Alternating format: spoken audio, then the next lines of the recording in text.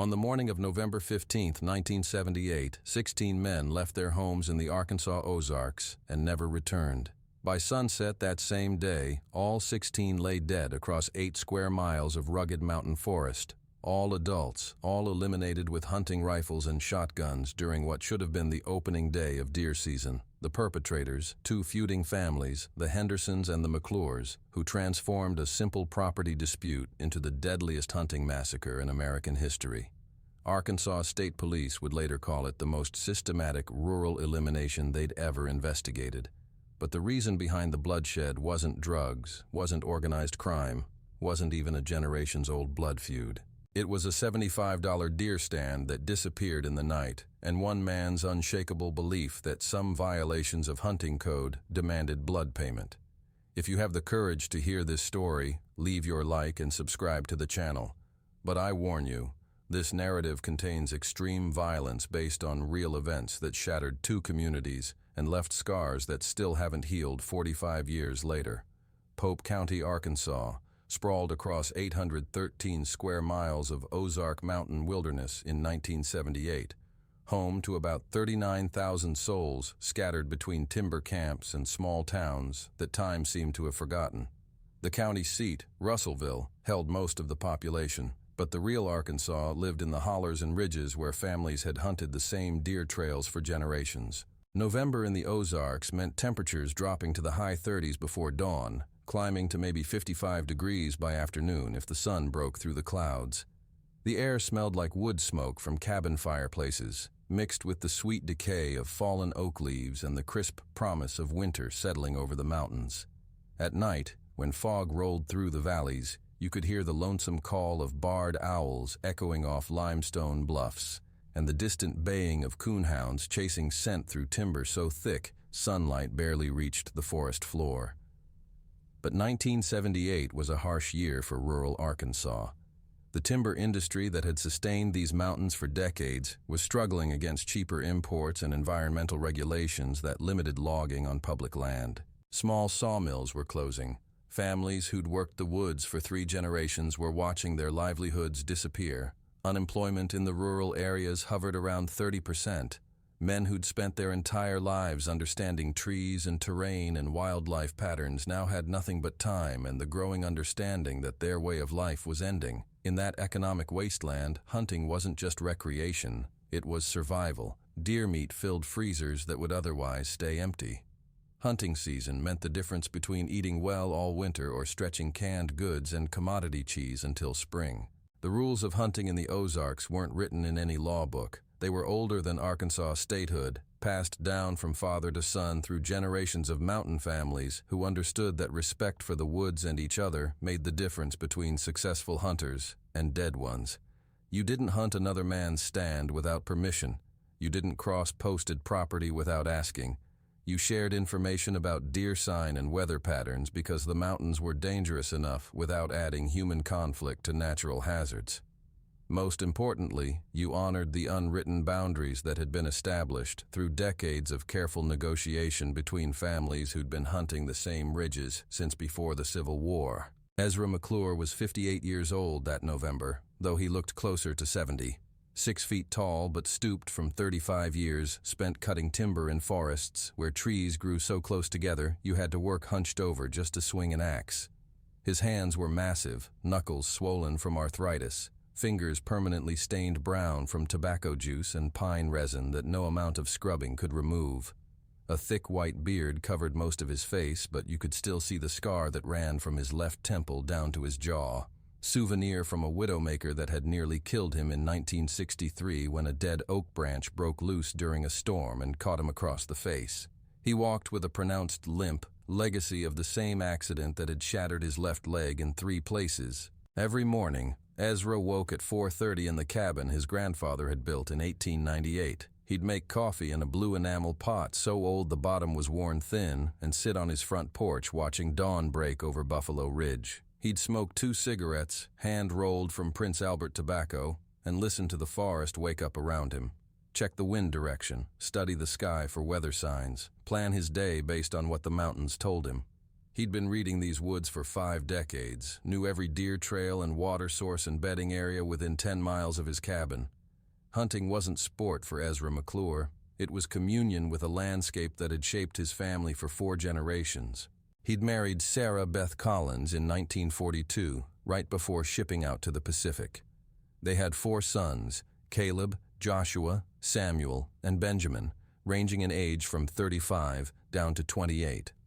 Sarah was 56 now, a quiet woman whose face had been weathered smooth by worry, like a river stone polished by decades of current. She'd buried 2 of her own brothers in logging accidents, watched the timber industry slowly die, and now lived with the knowledge that her husband and sons were one bad season away from losing everything their family had built in these mountains.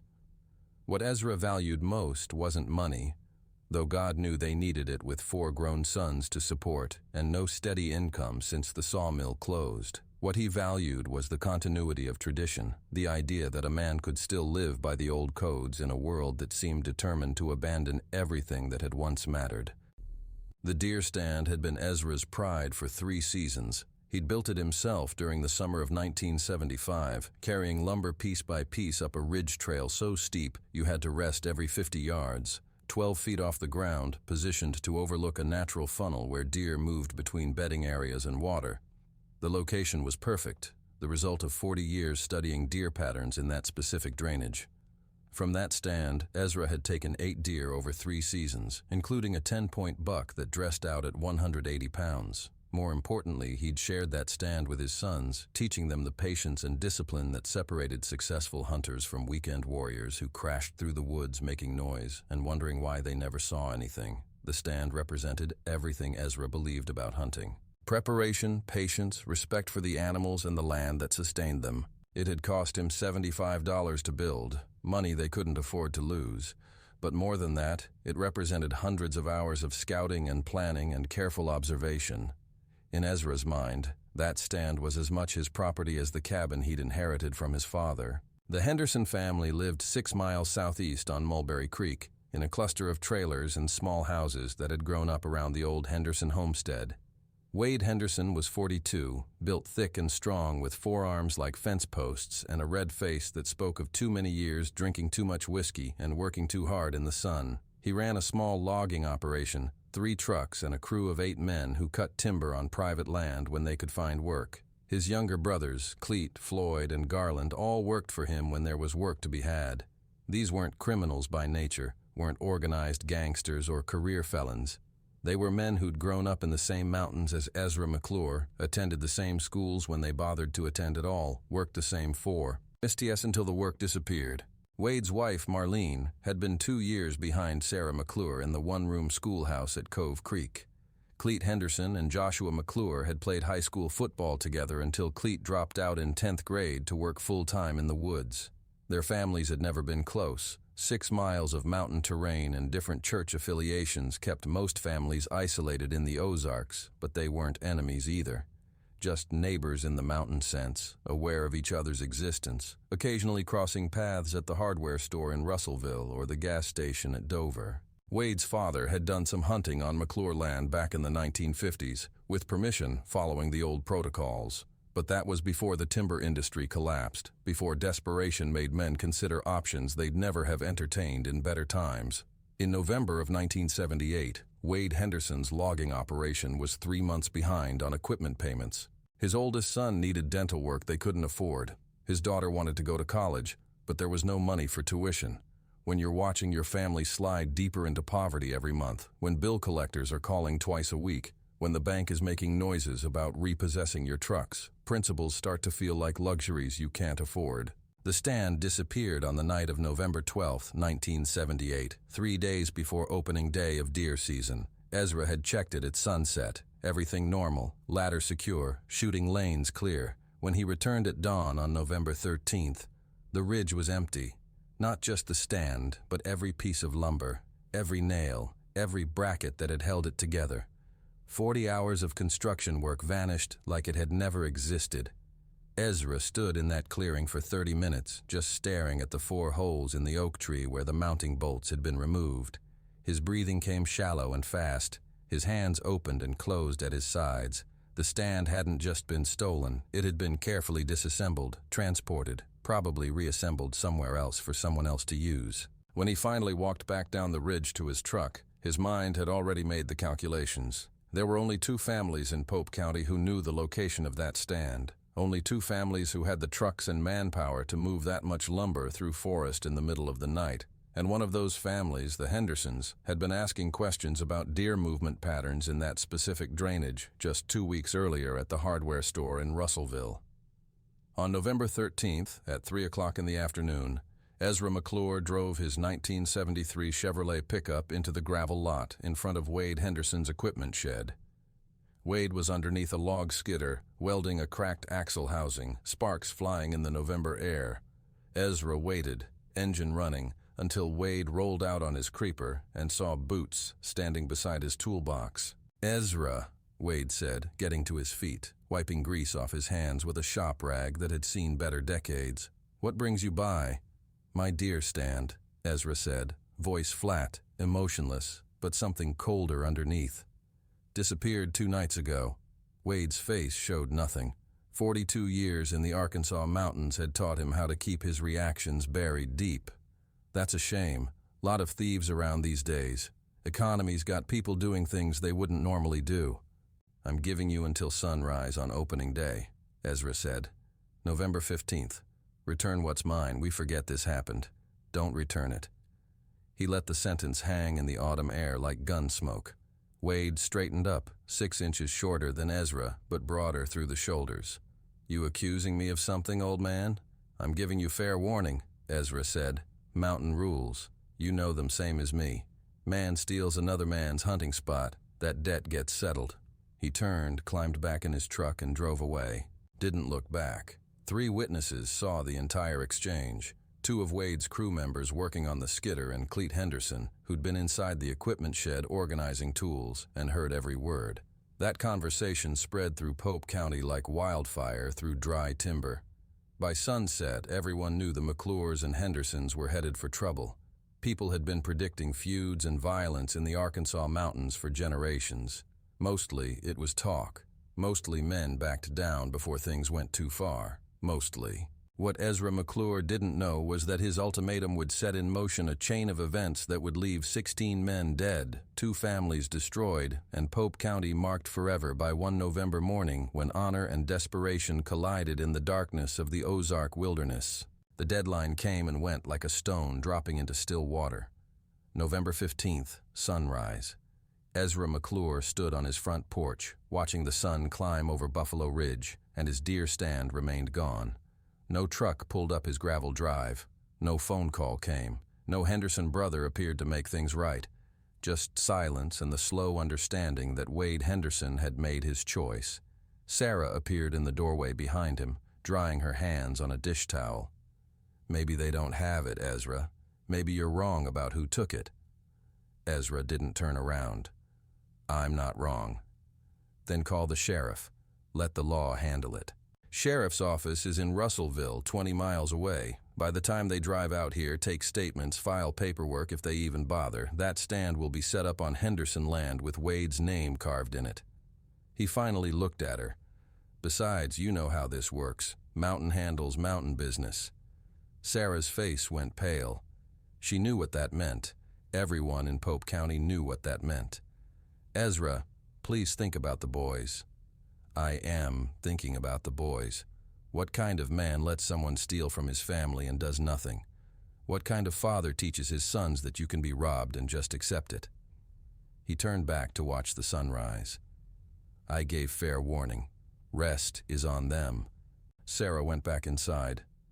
Ezra heard her crying in the kitchen but didn't follow. Some decisions you make alone. 4 days earlier, on the Saturday before everything fell apart, Ezra had driven into Russellville with his youngest son, Benjamin. They'd gone to the hardware store for rifle ammunition, stopped at the post office, grabbed coffee and biscuits at the diner on Main Street. Normal things, father and son preparing for hunting season like they'd done every November since Benjamin was old enough to carry a rifle. Benjamin was 28, still young enough to believe there might be a future in these mountains that didn't involve watching everything his family had built slowly crumble away. He'd been talking about moving to Little Rock, maybe finding work in construction or at one of the factories. City wages, steady paycheck, benefits. A way up from the poverty that had settled over rural Arkansas like fog in a hollow. They sat in a booth at the back of the diner, cracked vinyl patched with duct tape, ceiling fan wobbling overhead. The place smelled like bacon grease and weak coffee. Benjamin ordered eggs and sausage. Ezra got the biscuits and gravy, same thing he always got. "Dad," Benjamin said, stirring sugar into his coffee, "you think I should take that job in Little Rock? The construction company said they'd start me at $8 an hour." Ezra chewed slowly, thinking. Outside the window, Main Street sat mostly empty. Half the storefronts were boarded up. The movie theater had closed the year before. Even the bank had reduced its hours because there wasn't enough business to justify staying open full time. "I think," Ezra said finally, "a man does what he has to do to take care of himself. If the city gives you a future, then yeah, you should go." He met his son's eyes. "But you remember where you come from. Remember what matters. Family, honor, your word. Don't let them strip that out of you." Benjamin nodded seriously. "I won't, Dad."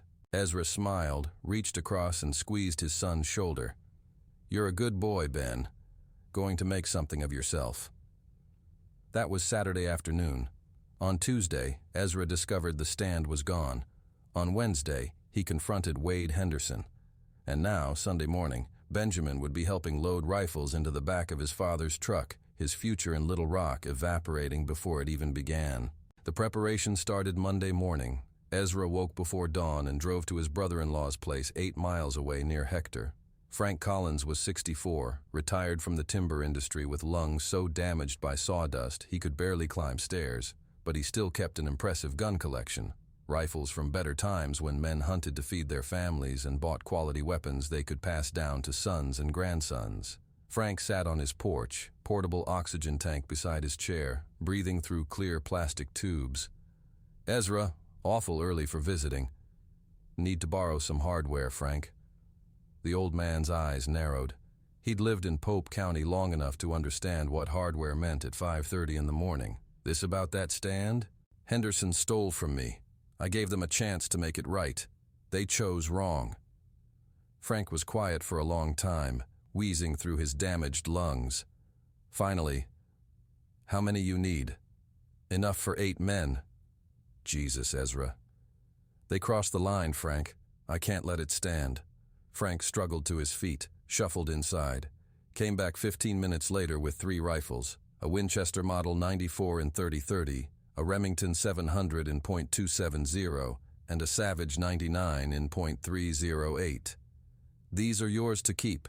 Consider them an early Christmas present." "But Ezra," he gripped Ezra's arm with surprising strength, "you do this. There's no coming back. You understand that?" "I understand. Your boys will go to prison. You'll die in prison. Sarah will be alone." "I know."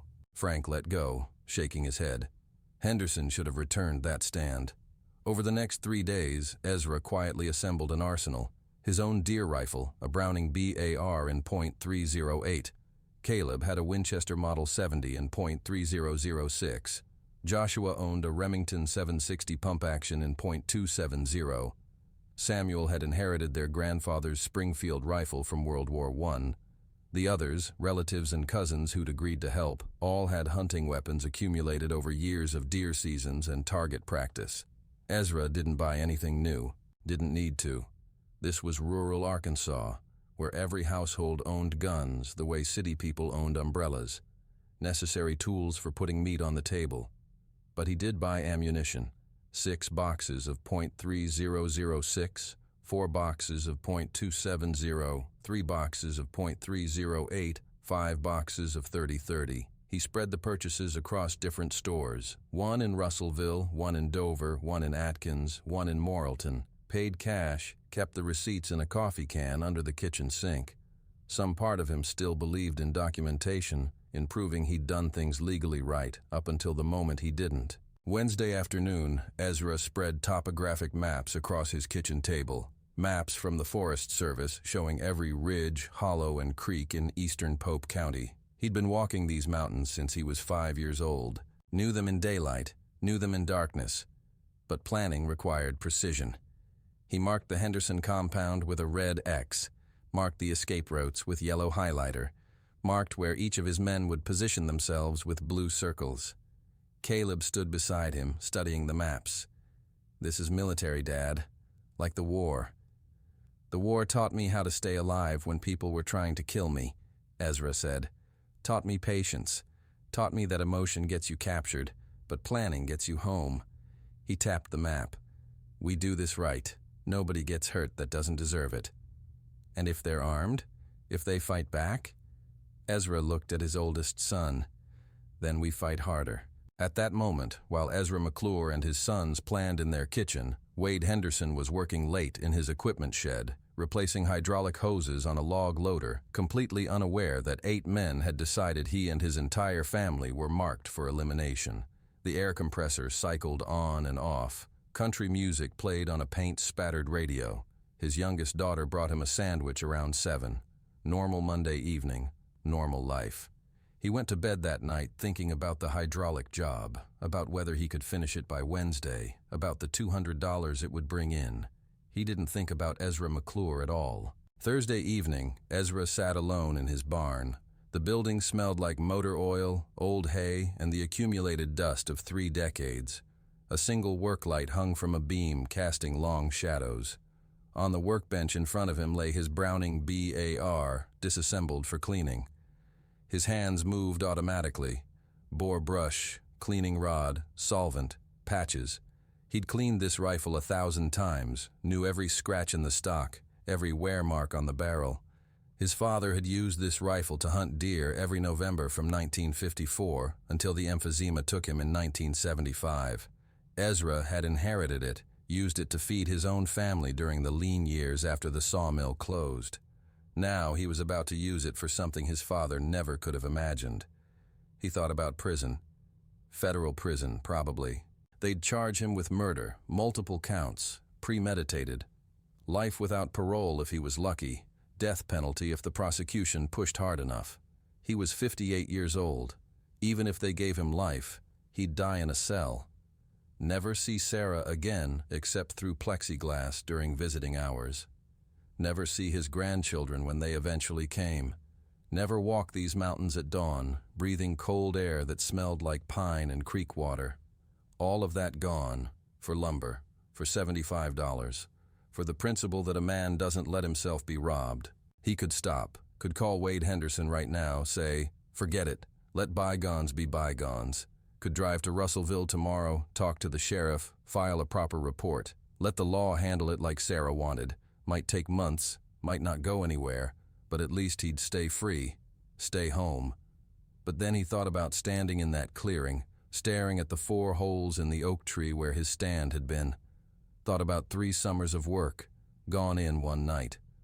Thought about Wade Henderson's face when he'd said, "That's a shame," with that casual dismissal, like Ezra's livelihood meant nothing. Thought about his sons watching, learning what their father did when someone crossed him. No, some things mattered more than freedom, more than life itself. Honor, respect, the lesson that actions had consequences. Ezra reassembled the rifle, loaded 5 rounds into the magazine, and set it aside. Then he started on Caleb's Winchester. There was no turning back now. Friday night, Ezra's sons and nephews gathered at the cabin. Sarah cooked supper, fried chicken, mashed potatoes, green beans from the garden, cornbread with butter and honey. The kind of meal she made for special occasions. Nobody talked about why they were all there. Nobody mentioned the rifles being cleaned in the barn, the ammunition boxes stacked on the workbench, the maps spread across Ezra's truck seat. They ate like normal, talked about normal things. Benjamin mentioned a girl he'd met at the gas station in Dover. Joshua talked about his truck needing new brake pads. Samuel complained about the weather turning cold, his back acting up already. Family dinner, last supper. After the meal, Ezra stood up. "Boys, nephews, go on home. Get some rest. Tomorrow morning we handle our business." They all knew what that meant. Nobody asked questions. Nobody suggested alternatives. They'd been raised in these mountains, taught the old codes. When someone steals from you, you settle the debt. When someone disrespects your family, you answer. The law might not understand, but the mountains did. One by one, they left. Caleb was last. He stood on the porch, keys in his hand, looking back at his father. "Dad, you sure about this? I mean, we could still—" "Caleb, go home. Kiss your wife. Hold your kids. I'll see you in the morning." Caleb nodded, got in his truck, drove away. Taillights disappeared down the gravel drive, swallowed by November darkness. Ezra stood on the porch for a long time, smoking cigarettes and watching stars come out through bare oak branches. The temperature had dropped to 38 degrees. His breath made small clouds in the air. Somewhere distant, a screech owl called. The mountains were so quiet you could hear Mulberry Creek running half a mile away, constant whisper of water over limestone. Sarah came outside wrapped in a wool sweater. She didn't say anything, just stood beside him. After 5 minutes of silence, she spoke. "I'll wait for you." "I know. However long it takes, I'll wait." Ezra turned, looked at his wife of 36 years, her face lined with age and worry, hair gray now instead of the brown it had been when they married. She'd stood by him through everything, through logging accidents, through unemployment, through the slow death of their way of life, and now she'd stand by him through this. He pulled her close, kissed her forehead. "You're the best thing that ever happened to me, Sarah Beth." She was crying. He felt tears on his shirt. "Please don't go. I have to." "No, you don't. You're choosing to." "Same thing," he said. And it was. At 10:30, Ezra walked through the dark cabin, checking on Benjamin's room. Empty. His son was staying with Cousin Lucas that night. Part of the plan. He stood in the doorway of the bedroom he'd shared with Sarah for 3 decades. Smelled like her lilac soap and the cedar chest at the foot of the bed. He memorized it all. The quilt her mother had made, the photographs on the dresser, the way moonlight came through the curtains. This was goodbye to his home, his life, everything. Sarah was sitting at the kitchen table when he came downstairs. She didn't look up. Ezra picked up his truck keys, walked to the door, stopped with his hand on the knob. "Sarah, don't." Her voice broke. "Don't say anything else. Just go." Ezra walked out into the night, started his truck. The engine sounded too loud in the silence. He looked back at the cabin, lights on in the kitchen, Sarah's silhouette visible through the window. He raised his hand once, didn't know if she saw it. Then he drove toward the rendezvous point where 7 other men were waiting with rifles, and the shared understanding that by sunrise, nothing would ever be the same again. At 11:15 p.m. on November 14, 1978, Ezra McClure pulled his truck into a clearing 2 miles from the Henderson compound. 7 other vehicles were already there. His sons, his nephews, all armed, all ready. They stood in the darkness, breath steaming in the cold air, and waited for their father to give the order that would transform them from timber workers and farmers into something else entirely. What happened in the next 8 hours would leave 16 people dead and mark Pope County forever, with the blood of mountain justice gone too far. 11:15 p.m. Saturday, November 14th, 1978. Temperature had dropped to 34 degrees. The moon was a waning crescent, providing almost no light, just enough to see shapes moving through trees, but not faces. Fog rolled down from the ridges, thick and cold, turning the forest into something from a nightmare. The only sounds were wind moving through bare branches and the distant trickle of Caddo Creek 1/2 mile down the hollow. Ezra Turner sat in his truck, engine off, hands resting on the steering wheel. Through the trees ahead, maybe 600 yards distant, he could see the Henderson compound. 3 trailers arranged around a central equipment yard, a single security light casting long shadows. Through one window, the blue flicker of a television. Saturday night, family home, probably watching something on the Nashville network, settling in for the evening, completely unaware that 8 armed men were positioning themselves in the darkness. Ezra's breathing came slow and steady. He'd expected his heart to race, expected fear, or maybe even last-minute doubt. Instead, he felt nothing but cold purpose, like he'd already stepped outside himself, like he was watching Ezra McClure, the one about to become something he could never come back from a great distance. He picked up his Browning BAR, opened the chamber, confirmed the round was seated properly, closed it with a quiet click, breathed the cold air deep into his lungs. "Dad," Caleb said from the passenger seat. "Last chance." Ezra looked at his oldest son, 35 years old, face already lined from hard living. Good man, devoted father, about to throw his life away because his father had decided honor mattered more than freedom. "We're past that point," Ezra said. "Been past it since Tuesday." Caleb nodded. "Then let's finish this." Ezra opened the door, dome light disabled hours ago, and stepped into November darkness. 7 other doors opened simultaneously. 8 men, armed and silent, moving through fog like shadows. They'd rehearsed this, knew their positions. Ezra and Caleb would take the main trailer, Joshua and Samuel would handle the second one, Benjamin and cousin Lucas would secure the third. The others would form a perimeter, cut off escape routes, handle anyone who ran. Military precision. Korea had taught Ezra that chaos gets you killed, but discipline gets you home. Tonight, discipline would get 16 men eliminated and 8 McClures sent to prison for life. Fair trade in Ezra's mind. They moved through forest without speaking, using hand signals Ezra had learned 30 years ago on a mountainside on the other side of the world. Temperature kept dropping. Ezra's breath made small clouds in the air. His boots crunched on frost-covered leaves. Behind him, Caleb's breathing was controlled, steady. His son had always been good under pressure. At 11:21 p.m., they reached the tree line. The Henderson compound sat in a clearing maybe 75 yards across. The security light buzzed, insects circling it despite the cold. From the main trailer, Ezra heard laughter. Television audience, some comedy show probably. From the second trailer, music, country station, someone listening to Conway Twitty. The third trailer was dark, silent. Ezra raised his hand. Everyone froze, waited, listened. No dogs. The Hendersons had 2 dogs, but Ezra's nephew Frank had handled that problem earlier. Poisoned meat left by the road. Cruel, but necessary. Dogs bark, barking alerts neighbors. This needed to happen fast and quiet. Ezra lowered his hand, the signal to move. At 11:24 p.m., they crossed the clearing. 8 men, rifles ready, spreading out like they'd planned. Ezra and Caleb reached the main trailer first. Ezra put his hand on the aluminum door, cold metal under his palm. This was it. Last possible moment to turn around, to wake the Hendersons, tell them he'd changed his mind, leave without bloodshed. He opened the door instead. Wade Henderson sat on a worn couch, beer in one hand, watching television. He turned at the sound of the door opening, saw Ezra, saw the Browning. Understanding came to his face slowly. Confusion first, then recognition, then fear. "Ezra, what the hell?" "You had your chance," Ezra said, voice flat, empty. Deadline was sunrise. Sunset 5 hours ago. Wade started to stand. The Browning barked once.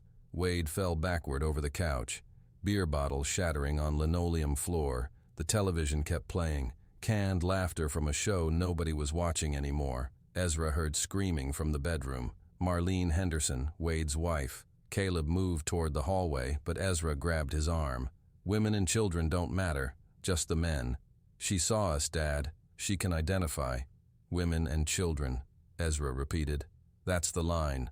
They left Marlene screaming in the bedroom and moved to the second trailer. 11:28 p.m. Cleet Henderson was in his kitchen making a late supper. Bologna and cheese, bread spread with mayonnaise across the counter. He wore long johns and a Razorbacks t-shirt, 38 years old, worked Wade's logging crew when there was work, dreamed of starting his own operation someday. He turned when they entered, saw the rifles, dropped the knife he was holding. "Jesus Christ, Ezra, this is insane." "Your brother stole from me," Ezra said. "You stood by and let it happen. I didn't know nothing about any deer stand, I swear. You're a Henderson. That makes you guilty." Cleet raised his hands, backing toward the sink.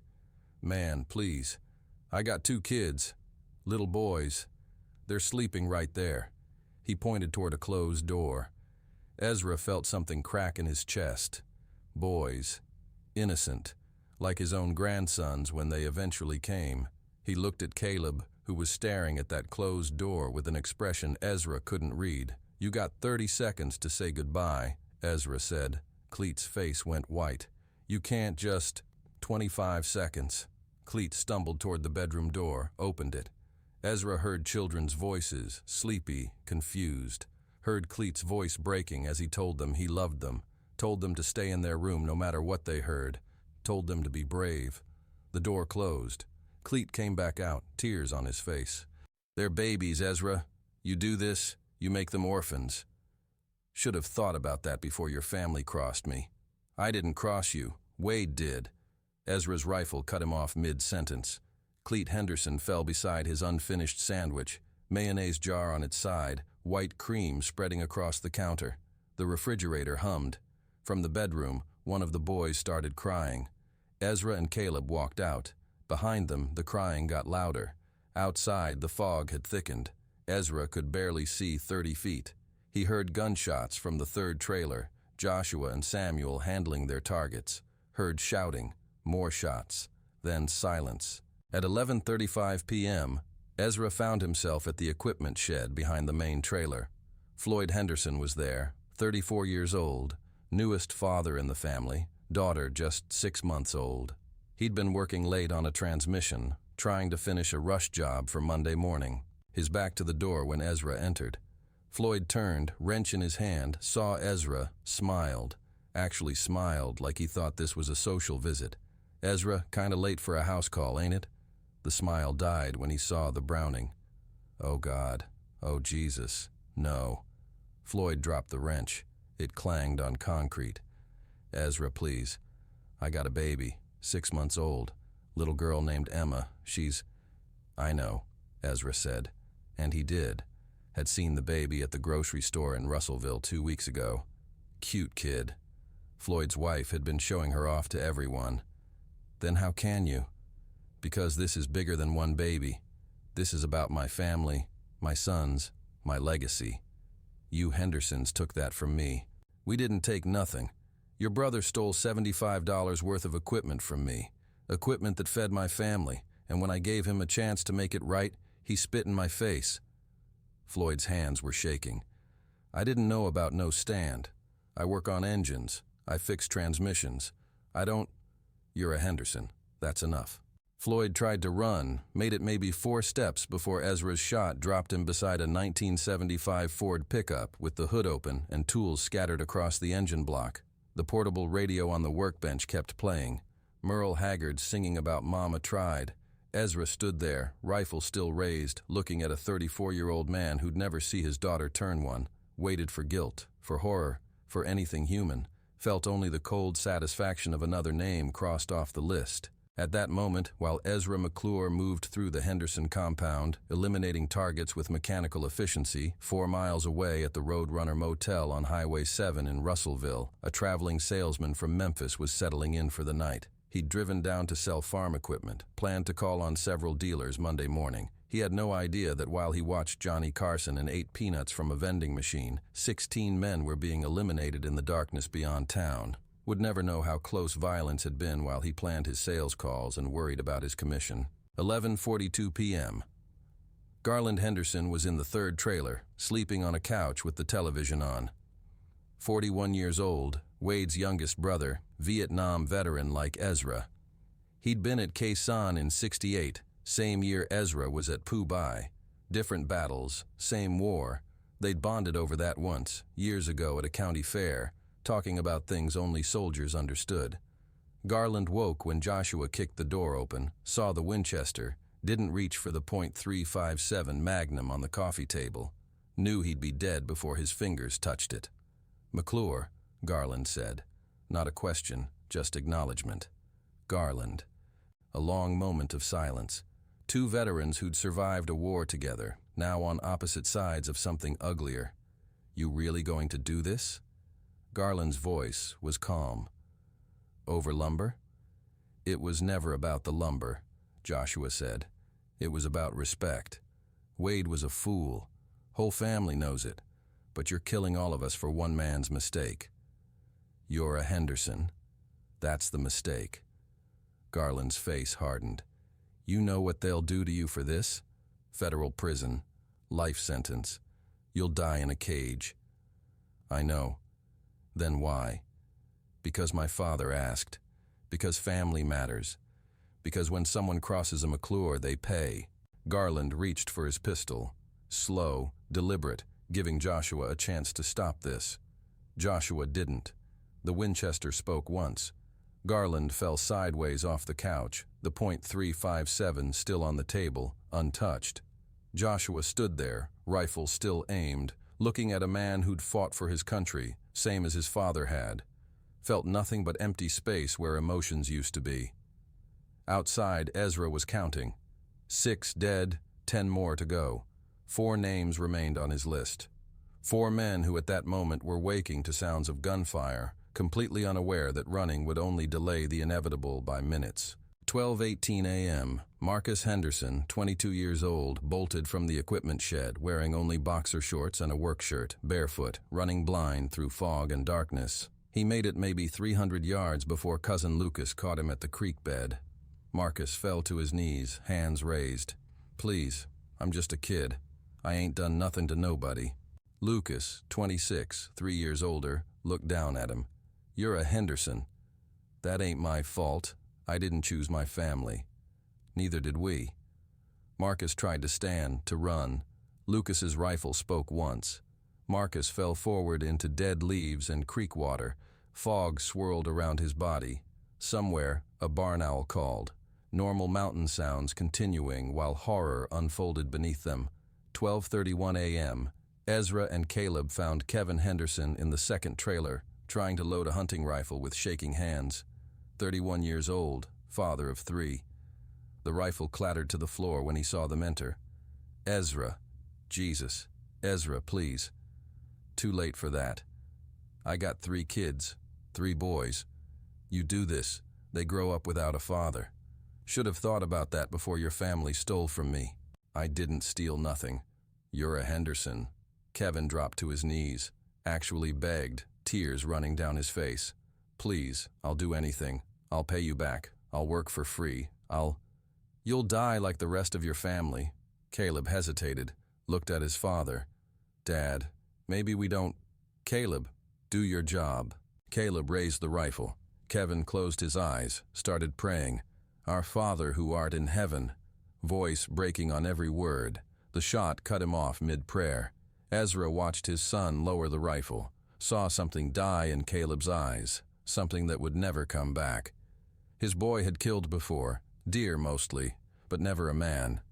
Never someone begging on their knees. That kind of killing changed you, made you into something your mother wouldn't recognize. "I'm sorry," Ezra said quietly.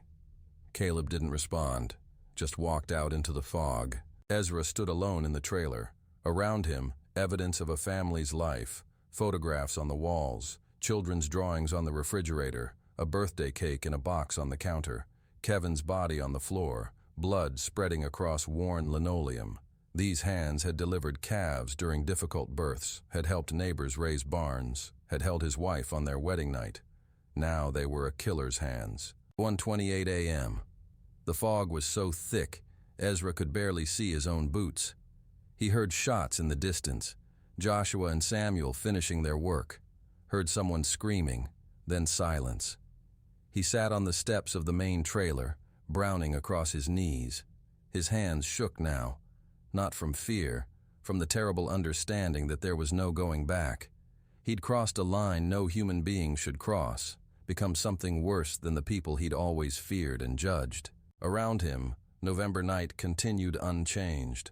Wind moved through trees, fog rolled, stars shone cold and indifferent above, invisible through the clouds. The universe didn't care that Ezra McClure had just destroyed 16 families. It just kept turning. At 1:45 a.m., Ezra found the last 4 Henderson men hiding together in the equipment shed. Raymond, Douglas, Terry, and Frank Jr., cousins who'd decided to make their stand together. They had 3 rifles and 2 shotguns between them, stood behind a log skidder, using it as cover. "McClure," Raymond shouted, "you killed enough people tonight. Just leave. We won't tell nobody nothing." Ezra stepped into the shed. Behind him, all 7 McClure men spread out, surrounding the building. "Can't do that, Raymond." "Why not? You got your revenge. You proved your point." "Haven't finished yet.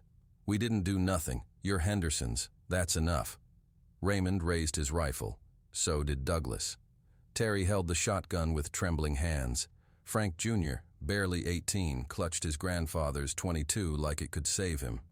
"You'll have to go through us," Raymond said. "I know." For a moment, nobody moved. 4 Hendersons, 8 McClures. Outcome inevitable.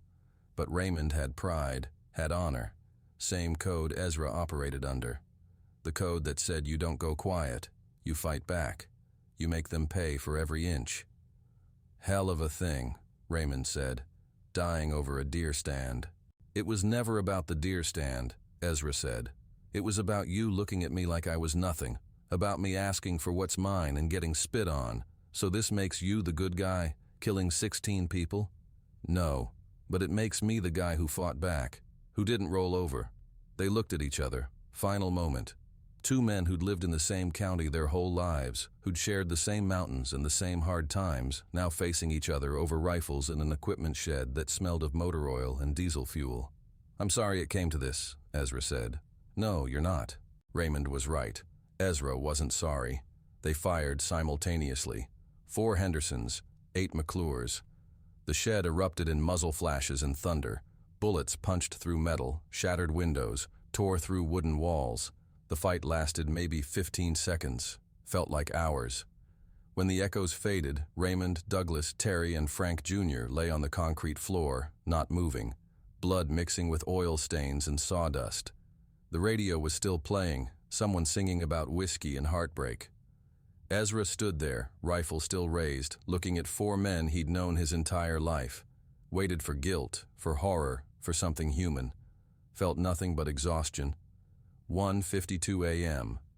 16 men were dead. The worst mass elimination in Arkansas history was over. Ezra walked back through fog to his truck. His boots left prints in frost-covered grass. Someone would see them later, would follow them, would know exactly where the shooter had walked. Didn't matter. He wasn't running. Behind him, his sons and nephews emerged from the compound, all of them silent, all of them changed forever. Benjamin, the youngest, was crying. Samuel looked like he might throw up.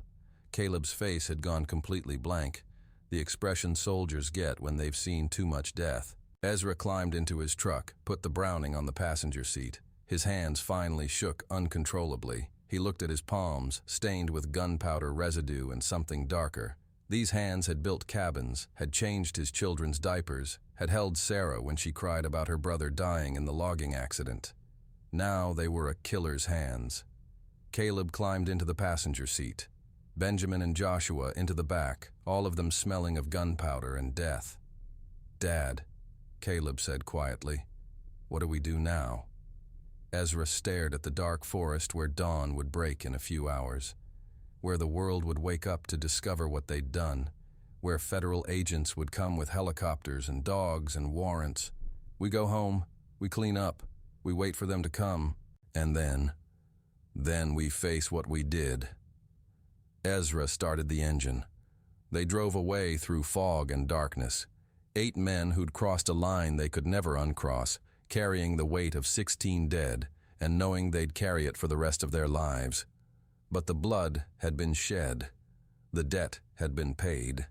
And in 6 hours, when an Arkansas state trooper stopped to check on an abandoned truck on a logging road and discovered Floyd Henderson's body, Pope County would wake to discover what happens when mountain justice, that old, brutal code, collides with federal law in the darkness of the Ozark wilderness. 6 hours after the last shot echoed through the Arkansas mountains, State Trooper Gary Mitchell pulled his patrol car onto a logging road 4 miles east of Dover. He'd received a call about gunshots heard during the night. Probably poachers, probably nothing serious. Just another quiet Sunday morning in Pope County. Gary was 31 years old, 8 years with the state police, still young enough to believe that law enforcement in rural Arkansas meant writing speeding tickets and investigating stolen farm equipment. He'd grown up in Pine Bluff, requested assignment to the mountains because he wanted to see the real Arkansas, the places that reminded him why he'd become a trooper in the first place. He got out of his cruiser at 7:23 a.m. Temperature was 39 degrees, fog still thick in the hollows. His breath made small clouds in the air as he approached an abandoned Chevrolet pickup, doors open, keys in the ignition. Then he saw the body. Floyd Henderson lay on his back beside the truck, eyes open and staring at nothing. A dark stain spread across his work shirt. Flies had already found him despite the cold. Gary's training kicked in. Check for pulse, secure the scene, call for backup. But his hands were shaking so badly he dropped his radio twice. He'd never seen a dead body outside a funeral home, never seen what a bullet does to a human being. He finally got the radio to his mouth. "Dispatch, this is Unit 23. I have a..." His voice cracked. He tried again. "I have a body. Male, gunshot wound. Logging road off Highway 164, 4 miles east of Dover. I need..." He looked around, suddenly aware he was alone in the woods with a corpse and maybe a shooter still nearby. "I need backup. Now." By 8:15 a.m., more calls came in, frantic, confused, terrified. Marlene Henderson had run 3 miles through forest in her nightgown, barefoot, bleeding from cuts on her feet. She'd stumbled onto Highway 7 and flagged down a pickup truck driven by Earl Mills, who was heading to church in Russellville. She was screaming about bodies, about the McClures, about her husband eliminated in front of her while she hid in the bedroom. At 9:30 a.m., a deer hunter named Patricia Cole discovered the Henderson compound. She'd been walking to her stand when she heard children crying from one of the trailers. She approached cautiously, called out, got no response except more crying. She peered through a window, saw Cleet Henderson's body, saw blood on the kitchen floor. Patricia, 38 years old, mother of 2, backed away slowly, made it to her truck, locked the doors, called 911 with hands that wouldn't stop shaking, waited 45 minutes for police to arrive, listening to those children crying, too terrified to go back inside. While Gary Mitchell processed Floyd Henderson's crime scene with hands that still trembled, while Marlene Henderson gave her statement to investigators through tears and shock, while Patricia Cole sat in her truck unable to stop hearing those children, 40 miles away in Russellville,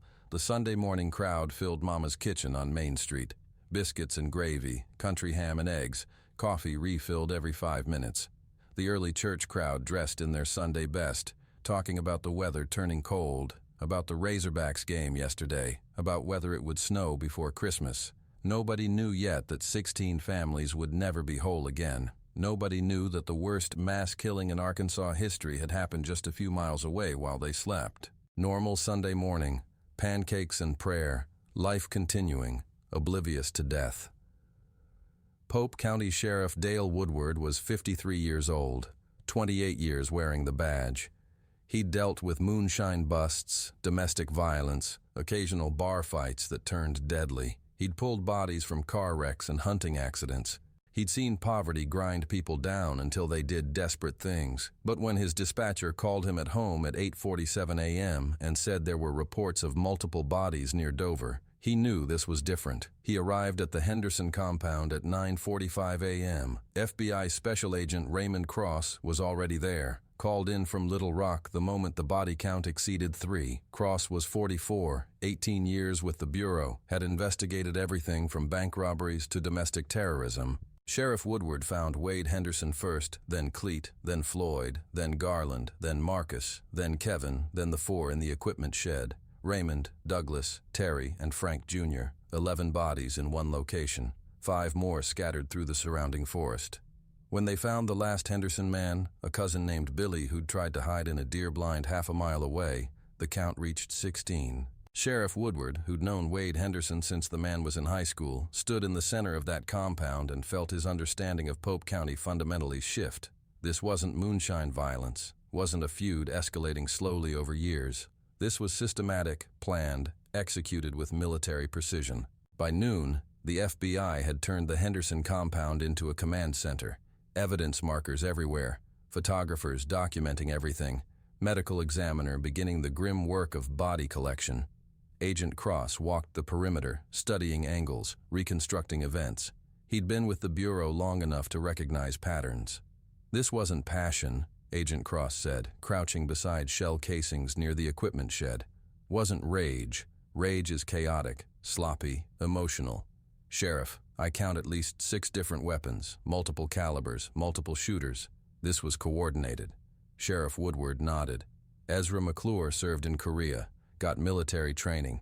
His sons, some of them did time in the service too. How many McClures we talking about?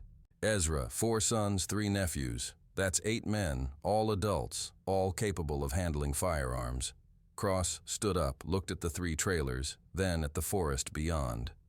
Timeline. Marlene Henderson says they came around midnight. She heard Wade eliminated first. After that, chaos. Shots from multiple directions. She hid in the bedroom closet with her daughters. Saved their lives. So we're looking at what? 3 hours? Maybe 4? Probably less. These weren't random hits. They knew exactly where everyone was, who to target. Cross walked to the main trailer, studied the bullet holes in the aluminum siding. This wasn't murder, Sheriff. This was warfare, small unit tactics, perimeter security, coordinated assault. Someone planned this like a military operation. Over the next 72 hours, investigators worked around the clock, interviewed everyone in Pope County who knew either family, analyzed shell casings, bullet trajectories, tire tracks in the frost. The pattern emerged Tuesday afternoon. Evidence recovered. 84 shell casings total. Mix of .308, .270, .3006, 30-30. Ballistics confirmed they came from at least 6 different weapons. All hunting firearms, all legally owned in Pope County. Timeline established. Approximately 11:15 p.m. Saturday to 2 a.m. Sunday. Less than 3 hours for 16 eliminations. Suspects identified: Ezra McClure and family. Witnesses placed Ezra confronting Wade Henderson in Russellville on November 13th. 4 people heard Ezra's ultimatum: return what's mine by sunrise November 15th, or we settle this mountain style. But it was the motive that stunned everyone. Deputy Sheriff Mike Bradley found it in Ezra McClure's kitchen on Tuesday morning. A coffee can under the sink. Inside, receipts for ammunition purchases and a handwritten note dated November 12th. They stole my deer stand, $75, took my family's hunting spot, gave them fair warning. They chose this. That was it. 16 men eliminated over a deer stand. Agent Cross stood in the McClure kitchen holding that note and felt something close to disbelief. $75. That's what this was about. Sheriff Woodward sat at the kitchen table looking 20 years older than he had Sunday morning. It wasn't about the money. It was about respect, about mountain code. You don't steal from a man's hunting spot and walk away. That's not a legal defense. No, but it's an explanation. Woodward looked at Cross. You're not from here. You don't understand how these mountains work. There's law, and then there's code. And sometimes the code matters more. Not to federal prosecutors. No, it doesn't. I know. Woodward stood up, walked to the window. Outside, Sarah McClure was sitting on the porch steps, staring at nothing. Her husband and sons were about to be arrested. Her life was ending. But ask yourself this, Agent Cross. If someone stole from you, and the law was 20 miles away and understaffed, and you had to watch your family's tradition disappear, what would you do? Cross didn't answer. Didn't need to. They both knew the uncomfortable truth. Most people were closer to Ezra McClure's breaking point than they wanted to admit. By Tuesday evening, the news had spread beyond Pope County. State news picked it up. National media arrived Wednesday morning. CNN, ABC, NBC, all descending on a small Arkansas town to cover the worst mass killing in state history. The community split immediately. At Mama's kitchen, conversations grew heated. Some said Ezra McClure was a monster who'd eliminated 16 men in cold blood.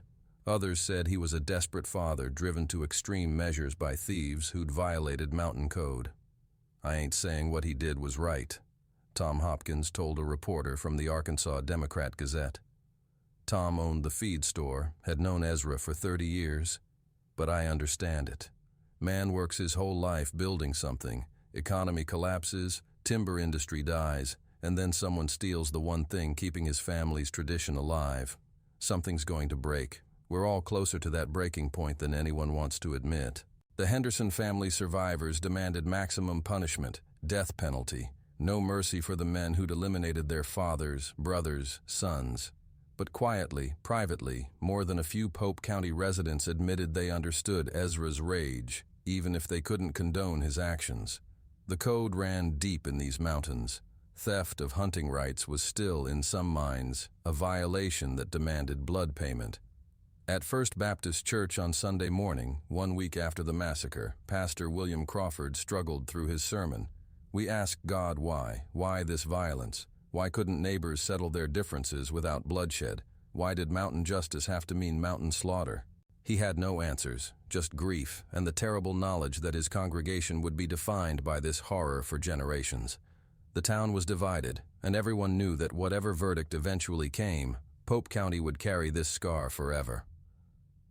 On Wednesday, November 22nd, 7 days after the massacre, FBI agents, state police, and sheriff's deputies approached the McClure property.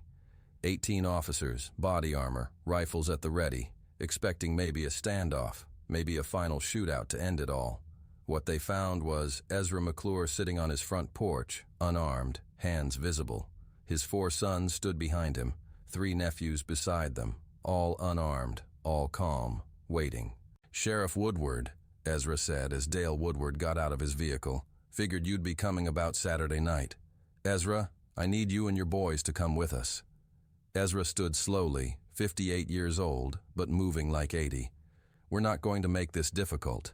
We did what needed doing, now we'll answer for it." One by one they filed out. Caleb first, then Joshua, then Samuel, Benjamin, then the nephews, Lucas, Frank, Henry, hands raised, no resistance, no weapons. Just 8 men who'd crossed the darkest line and now accepted the consequences with the same grim determination they'd shown when planning the operation.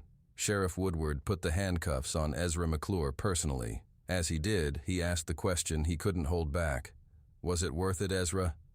Ezra looked at his land, at the mountains he'd walked his entire life, at the cabin where he'd raised 4 sons and loved 1 woman for 36 years, at everything he was about to lose.